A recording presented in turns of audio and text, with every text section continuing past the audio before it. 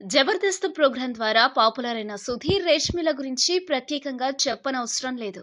ఈ ప్రోగ్రాం ద్వారా ఫేమస్ అయిన రేష్మి పలు సినిమాల్లో హీరోయిన్ గా కూడా నటించింది. ఇక సుధీర్ కూడా ఈ కార్యక్రమం ద్వారా బాగానే వెనకేశాడు. ఇక అసలు విషయానికి వస్తే వీళ్ళిద్దరి మధ్య ఎఫ్ఐఆర్ నడుస్తోందని, వాళ్ళిద్దరూ డేటింగ్ లో ఉన్నారని ఆ మధ్య వార్తలు వచ్చాయి.